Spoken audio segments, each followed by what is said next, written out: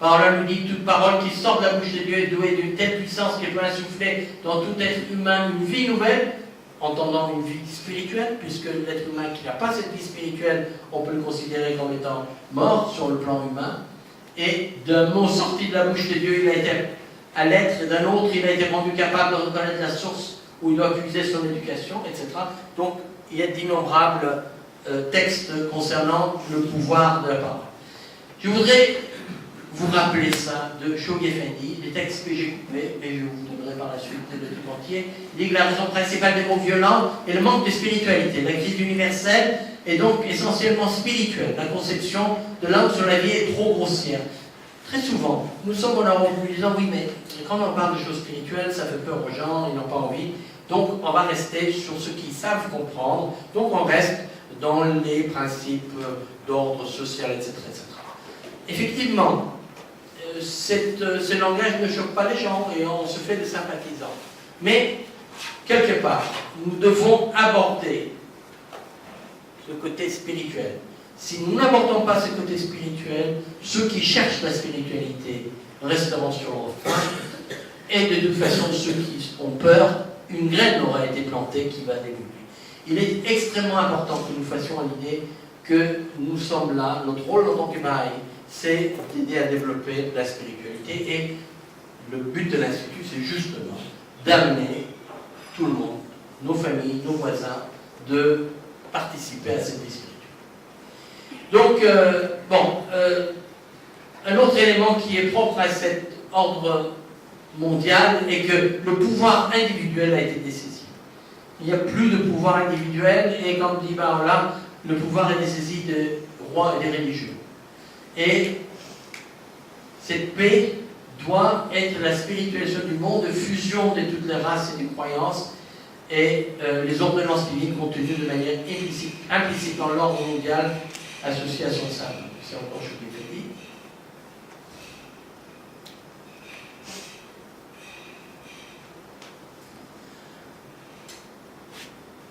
Un élément important, c'est que la révélation Baha'i qui...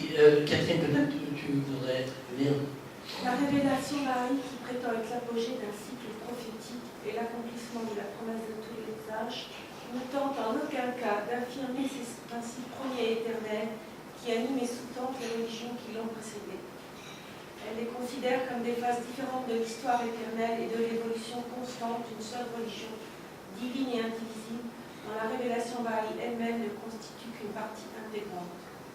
Ces enseignements ne s'écartent pas, fût-ce de l'épaisseur d'un cheveu, des vérités qu'elle enchâsse, et le poids de son message ne diminue pas non plus d'un iota l'influence qu'elles exercent sur les fidélités qu'elles inspirent. Loin de viser au renversement des fondements spirituels du système religieux du monde, son but avoué et inaltérable est d'élargir leurs bases, de reformuler leurs principes fondamentaux, de réconcilier leurs objectifs, de ranimer leur vie, de démontrer leur unité, de restaurer la pureté primitive de leur enseignement, de coordonner leurs fonctions et d'aider à la réalisation de leur plus haute inspiration. Ces religions divinement révélées ne sont pas condamnées à disparaître, mais à renaître. L'enfant ne meurt-il pas dans l'adolescent et celui-ci dans l'homme. Cependant, ni l'enfant ni l'adolescent ne périssent. C'est un élément extrêmement important parce que quand on parle de spiritualisation de la planète, on n'est dans aucun cas en train de dire que les autres spiritualités doivent disparaître et nous allons prendre leur place. Sinon, on nous accuserait d'une sorte d'impérialisme spirituel. Et il faut aussi reconnaître que ces changements, lorsque le poussin sort de l'œuf, quel numéro passera sa vie à dire que c'est pas juste, je trouve injuste, parce qu'elle était arrachée à sa vie confortable au sein de l'œuf. Et on peut citer Alvin Toffler, qui dans son choc du futur nous explique que ces chocs futurs, le stress et la désorientation provoqués chez les individus auxquels on fait vivre trop de changements dans un trop petit intervalle de temps. Ces changements est quelque chose d'anxiogène. Le fait de changer nos habitudes, c'est anxiogène. Mais c'est une source de croissance. On sait que, comme disait Dolto, l'adolescence est une période extrêmement fragilisante. Et Alvin Toffler parle de 3 dilemmes anxiogènes la brièveté du contexte, les choses se passent très vite, mutation, restructuration, France Télécom, les hôpitaux en France, on sait ce que ça peut donner comme pathologie, ces changements qui sont stressants. Et le progrès technique, de structure familiale, le mode de vie, les biens de consommation, permissivité, ce sont des éléments extrêmement anxiogènes. Donc, on peut tout à fait comprendre, mais n'est pas excusé, comprendre que devant ces changements, on ait envie de retourner en arrière. Et ce recul devant ce choc du futur est le propre du fondamentalisme et de l'intégrisme. On dit, écoutez, on ne sait pas où on va, ce qu'on avait du temps de mon grand-père, c'était quand même très sympa, j'étais petit, c'était bien, on va retourner en arrière. Donc, on essaye de freiner les quatre fers pour éviter d'avancer. Donc, on vient un petit peu au rôle de l'individu. Donc, la civilisation, on a dit que c'était des gens qui vivaient ensemble. Ici, chaque individu a certains droits et surtout certains devoirs envers l'État. On oublie, hein. On parle souvent de nos droits, mais on ne parle pas de nos devoirs.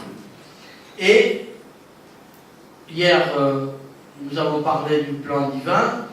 Ce plan divin conçu par Abdu'l-Baha, les tablettes adressées en Amérique du Nord et par eux au monde entier. Donc nous savons que c'est un plan de structuration qui est d'origine divine, qui fonctionne comme un être humain, comme un embryon, et petit à petit, ce plan, comme dit Shoghi Effendi, est d'origine divine, guidé par les instructions explicites du centre de Covenant, englobe l'étendue de son théâtre d'opération, le territoire, et s'étendant sur les 5 continents, et doit être poursuivi jusqu'à ce que son but soit atteint. À bientôt.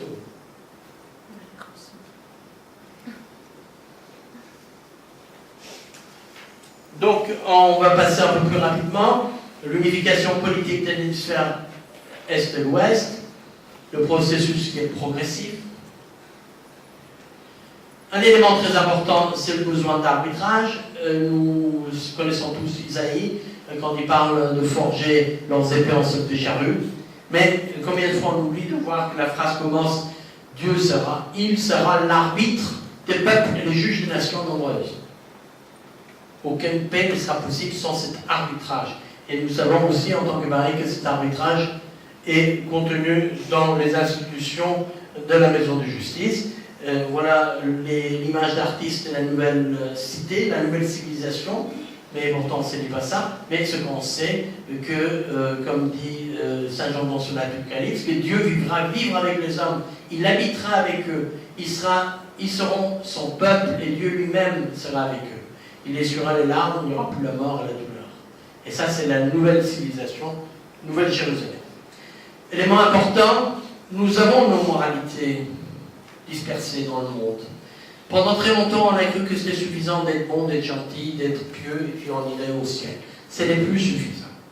Aujourd'hui, nous sommes passés d'une morale individuelle à une morale collective. Et pour cette morale collective, nous avons besoin d'un chef d'orchestre.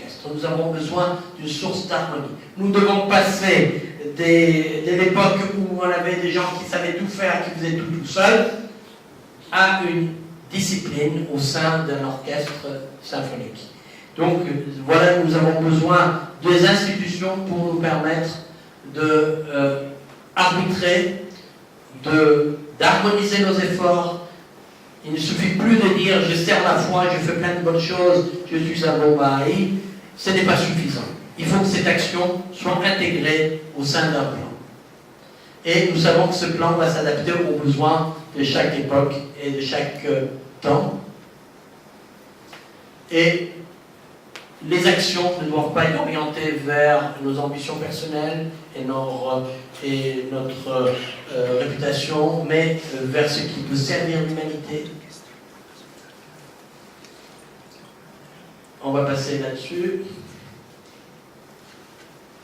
Important que l'individu, non seulement a le droit, mais le devoir de donner ses opinions, mais dans un contexte correct, d'une façon convenable, au bon moment et au bon endroit. Comme on me dit, ben, on a le droit de parole, évidemment qu'on a le droit de parole. Mais le droit de parole dépend comment on présente la parole, comment on présente ses idées. Important aussi que dans ce monde qui est en mouvement, qu'il y ait l'esprit de recherche et d'innovation constante, il faut qu'il y ait une consultation, une action concertée et qu'ensuite il y ait une réflexion sur cette action et qu'une nouvelle concertation et l'évolution de notre communauté doit avancer.